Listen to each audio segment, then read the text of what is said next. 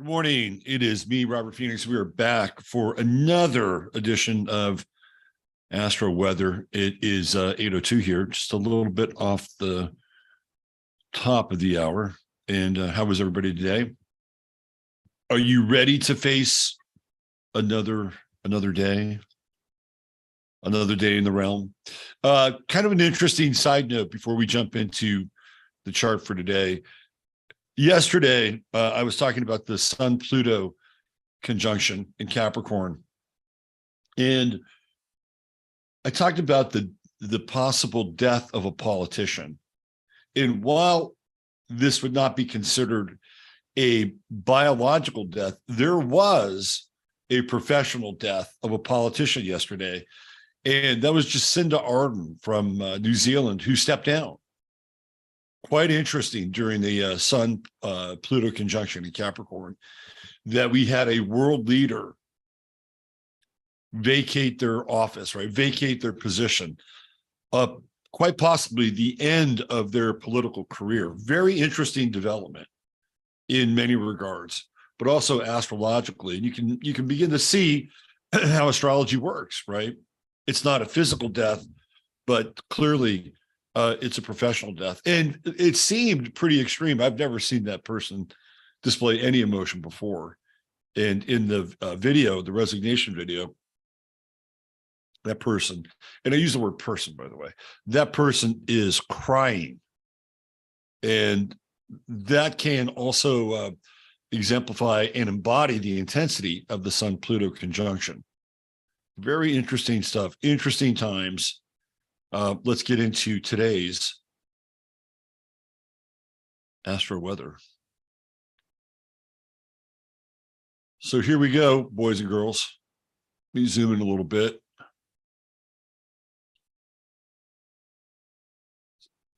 There, one more time. One more time. There we go. All right. That's nice and visible to both my eyes and yours. So here we go. Pluto 28, Sun 29. Tomorrow, the sun will move into Aquarius. First day of Aquarius tomorrow. So the sun has now moved slightly ahead of Pluto. And this is a really interesting development on a collective level, or let's say on a social level, right? Now we have the sun literally illuminating Pluto. So there's an illumination that's taking place on the dark side. So we see Capricorn manifest itself in the world. We see Capricorn manifest itself in governments, corporations, anything that has to do with hierarchy. So today is going to be a really interesting day. There's nothing left with the sign, right? This is the black hole of the sun, the 29th degree. And yet, conjunct Pluto, it's as if there's this intensity that's trying to wring meaning, wring kind of the last drops out of something. And, you know, I've been watching some videos from Davos, and I have to admit, it just feels like there's no energy there. You know, I watched John Kerry give his very impassioned speech, and it seemed hollow and trite and filled with a sense of righteous indignation that's just with not much indignation. Like there's no gas there. There's no gas. And even somebody like Al Gore, who was fairly colorful for Al Gore territory, right? Even Al Gore, with all of his gesticulations and mannerisms and impassioned intensity, felt really flat.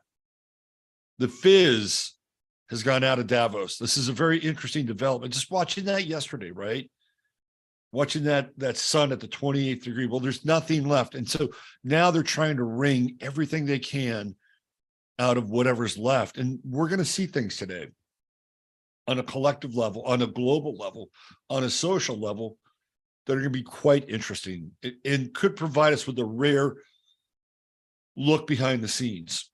Now, for you personally, with the sun at this degree and Pluto here, just on the backside, moving into theoretically more hopeful territory with Aquarius, this could be one of these interesting days where it's not necessarily about letting go, but it's about taking with you very important tools that you could use moving forward to create a sense of more connectivity, more openness, more what I would call social scalability, right? So find your tools, find your essential tools, and be ready to bring them forward during this next cycle. It's always interesting when the Aquarius ingress happens, because it's like we're coming through these dark weeks out of the holidays, and there's like, oh yeah, okay, I get it. There's something in the air here. We're cycling through the first few weeks of the Gregorian New Year. So there's endings and there's beginnings, but Aquarius points to a time of more potential, right? Where the bounty of the heavens can rain down upon you, right? So take your tools, your essential tools, move forward and do good in the world. That would be the message for this upcoming ingress, and really for the transit of the sun through Aquarius. And the aspects support it, right? We have the sun moving into more of a tight trine with Juno and Jupiter, right? Those are all about new beginnings. And over the past couple of days, as the sun just completely kind of bottoms out with that energy and bottoms out with this sense of, what are we doing here in this world? Where are we going? What's our purpose? That begins to change a little bit. And if you'd really gone through some of those steps over the last few days, you would find something. You would find something that was important and essential, and that you could use it moving forward. Because I've been talking about the early spring over the last few weather reports. Now, we probably will get one more cold snap, which is what happens generally in this part of the world in February. I think in about a week, we're scheduled. Isn't it funny how the weather is scheduled now? We're scheduled to have another cold snap. But personally, this is also an early spring, right? We have the sun tomorrow moving into Aquarius, and then there is this new energy, right? This energy that sprouts. We still have to go through the balsamic moon, which will happen tomorrow and over the weekend. And that lunar phase will be really interesting, especially as it conjuncts Mercury, now direct, and engages in the exposition of thoughts and feelings that have been hanging out there for a while, that seem like they need to be shared at all costs. When you get into these squares, right? When you get into these squares, Mercury and Jupiter, although Mercury's beginning to separate, but Chiron is really a player here. And it feels to me like old standing wounds, because the moon is old, right? The moon is old in Capricorn and balsamic here. When it comes into conjunction with Mercury, and by the way, that'll be tonight and tomorrow, and later on, squaring off against Chiron, it's addressing old standing wounds. Now, with the moon in Capricorn, it's very dispassionate, almost austere in nature. So the square with Chiron suggests more openness, more vulnerability, the ability to kind of crack open things that you've been holding on to for a while, especially as it relates to your mother or your family, because that's what the moon is famous for. So we have the opportunity to address some of these wounds. Maybe it might be awkward, But with the square with Chiron, it's almost unavoidable. So you may as well dive into it, see where it lands. Mercury has now moved into a more exact inconjunct with Mars, which again lends itself to a type of urgency in some ways. Mars is all about moving forward now as it's gone direct in Gemini. But what are you going to do? How are you going to pilot your craft? With Mercury here, the navigational system, there isn't always a map, right, in the inconjunct. So you move forward and you think that this is the right thing to do, or this is the right move to make. And that may be true. You may not have all the information that you need, but you may have to commit. You may have to take an action. Sometimes in business, this occurs where you don't have all the information on the table. It's like, well, we don't have everything. Well, we're on a deadline. We got to make a decision. I think this is one of those days. Now, with Mercury moving forward again and getting back into trine with Uranus and not moving away from it, quick and informed decisions are favored here. So don't be afraid if you're forced to make a decision based on a deadline. Don't be afraid to make a fast decision. Mercury here in trine with Chiron supports it. And there's even, as it separates from Jupiter and moves towards Chiron, there's, again, this notion of risk, right? I think of Chiron as an agency of risk, risking vulnerability, risking that you're going to fall on your face, risking that what you do will result in some form of shame or loss of face, right? Chiron operates in that way. So this is a very interesting time over the next 24 hours as it relates to your emotions, as it relates to deadlines, as it relates to snap decisions, as it relates to moving forward and engaging in some form of a risk when you act, when you open your mouth, when you say, yes, we're going to do this, right? So these are interesting energies today, for sure. And as the sun moves closer into the ingress with Aquarius, what is it going to do? It's going to move closer into the sextile with Juno and Jupiter, which again promotes this sense of newness and hope. I try not to be too political on this little forecast here, but I can't help but think that yesterday, with the resignation and the political, literally the political or metaphorically, the political death or the literal political death of Jacinda Ardern leaves me with some hope. This is a person who took great satisfaction in cruelty, torturing and gaslighting people, whether it was through some form of political mandate or through their own leering sense of culpability and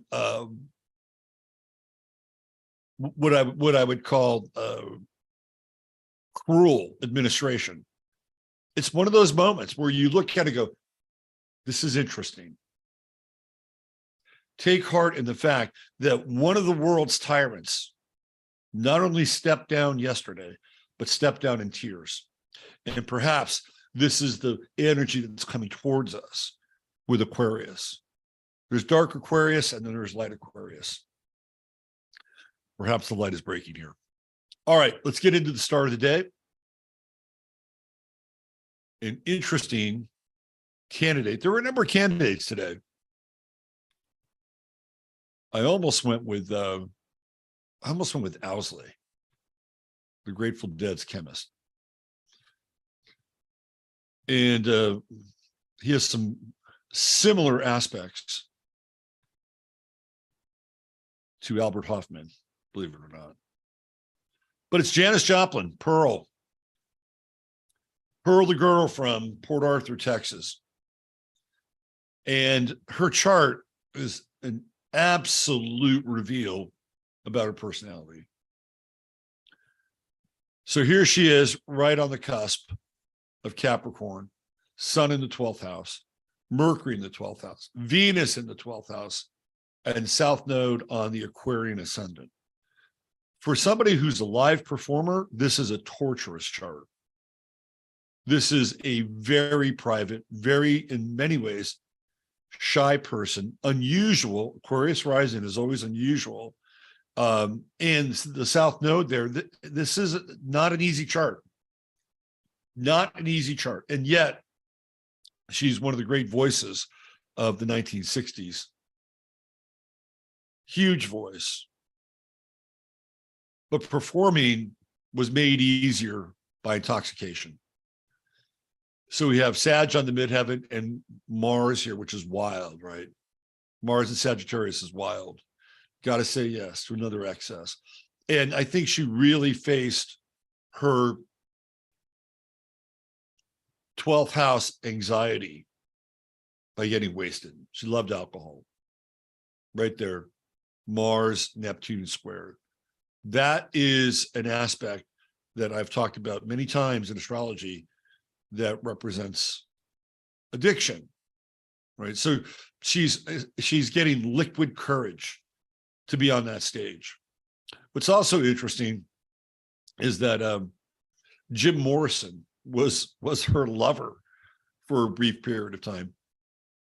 So Jim Morrison, of course, is a Sagittarius, and I could just imagine the two of them just getting royally smashed. And who knows what went on between the two of them. But again, Morrison's Sun up in her midheaven, 10th house.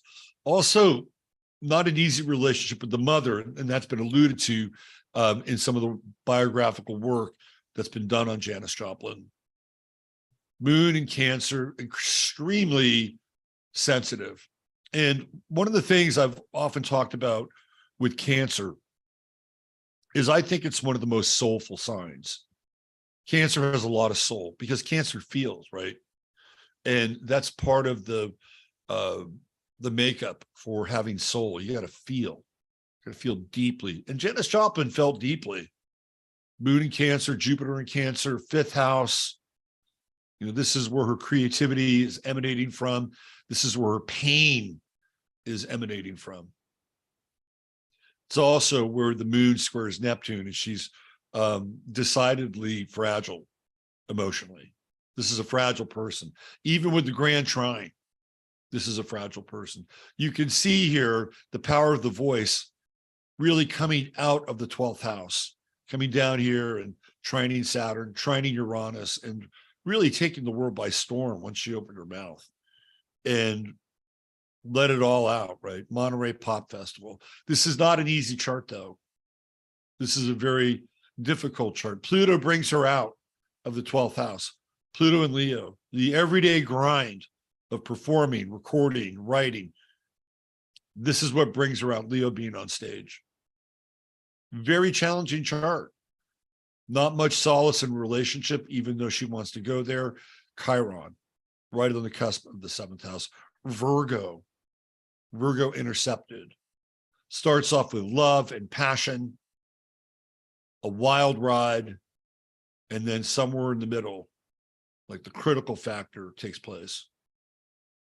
If she was in the right relationship where the vertex is, somebody would have taken care of her. Somebody would have pulled her aside and said, you know what, you got to get off this train. You got to get off the train a little bit. But it wasn't meant to be. I found something really interesting while I was cruising around looking for just some background info. I wasn't even really looking for background info. I was looking into, oh, look who's here. It's about time. Did you get off the blankie? I was looking for an image for Janis Joplin. And I ran across a story about Jimmy Johnson, who was the coach of the Dallas Cowboys. And I knew they had gone to high school together in Port Arthur. But Jimmy Johnson bullied Janis Joplin. He talked about bullying her because she was so weird. She was a weirdo beatnik, right? That's the South Node on the ascendant. And then you have this almost excruciatingly private 12th house persona, taking the brunt of the bullying. And her nickname was Beat Weeds. That's what the jocks named Janis Joplin, Beat Weeds. And it had to do with her scraggly hair. It barely beat weeds. This is what she grew up with, right? She also grew up in a very fundamentalist household with probably a very judgmental mother. And so now we get into that Moon Neptune square. She's a wounded puppy, right? But a great talent, a great voice, and one who left her, clearly left her legacy on music in the 20th century. There's never been another Janis Joplin. There have been women that have that big husky voice, but nobody with quite the same level of soul. The other thing that's interesting about Joplin is that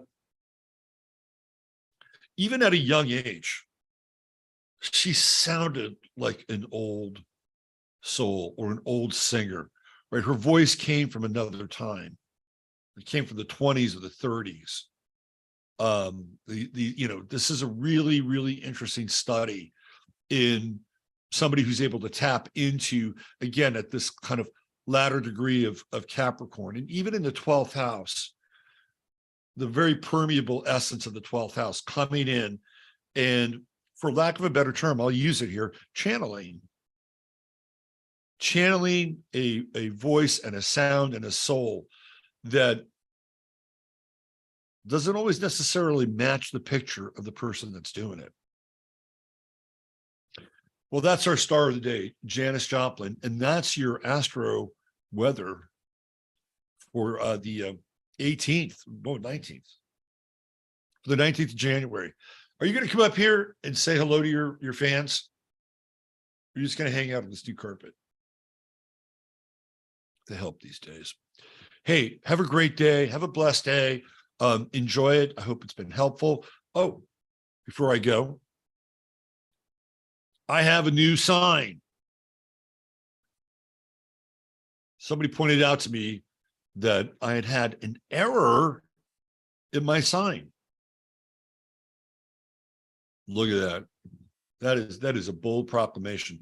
I do a stream at 9/11 at my website, 15 Minutes of Flame. That's 15minutesofflame.com, 9:11 a.m. Central Standard Time, 10:41 a.m. Central Standard Time, Tuesday through Thursday. Today's Thursday. And why don't you come on over? We got a great chat. I talk about things that are off the astrological topic, although I do use astrology at times as I'm trying to explain something and extrapolate on a theme or a trend or an idea. So come on over and join us. Great group of people. And if you can't do it, I do have the archive of the show also on Rumble. I have a Rumble channel, and there's a podcast that's available as well. I always put the podcast player up on my website. So there's a lot of different ways that you can access the show. Okay, thanks for being here. Thanks for all your support and kind words. Go out there and have a meaningful